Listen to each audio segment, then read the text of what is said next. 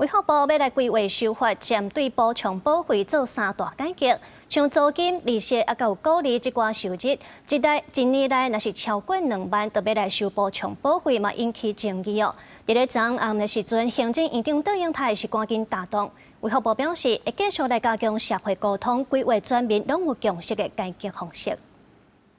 最近大国企交易量正大，为了要增加健保的财源，卫福部研究要修改《全面健康保险法》第31条，对鼓励、利息、抑个租金这寡收入，一年加起来超过2万，就要抽补充保费。算公平吧，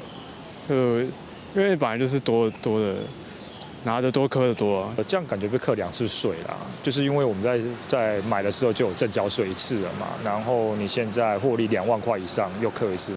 健保补充保费改革引起真侪民怨，卫生部长石壮良找到中昼临时开记者会说明，补充保费有3大改变。 包括鼓励、利息加租金所得，即嘛是一笔超过2万才会扣2.11%的补充保费。最后一寡人就拆单分次入校，以后将会改采取全年结算制，差不多会影响480万人。另外，以后年终绩效抑个专案奖金这寡非经常性给付，若超过上届基本工资4倍，也就是114000块，就要来补充保费，差不多影响200多万人。另外，高所得族群的补充保费。 自即嘛上悬的扣率金邦1000万提悬到5000万，估计差不多影响1000人。除了推动这个年结算制以外，其实更重要的应该要跟财政及税务单位合作，来强化所得资料的整合以及勾稽，不然量能付费的原则也只会停留在理想。有能力的人可以多帮忙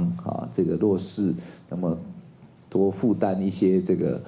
保费的部分。不过，伫石壮良的记者会开煞了7点钟，行政院赶紧话停。行政院发言人李慧芝讲，即马修法的方向还阁伫咧初步的阶段。杜英台院长已经指示卫福部广泛听取各界意见，暂缓有争议性的规划，用更加周全有共识的改革方式，达成健保制度公平加永续的目标。卫福部也发新闻稿，讲会研究更加周全有共识的做法。记者综合报道。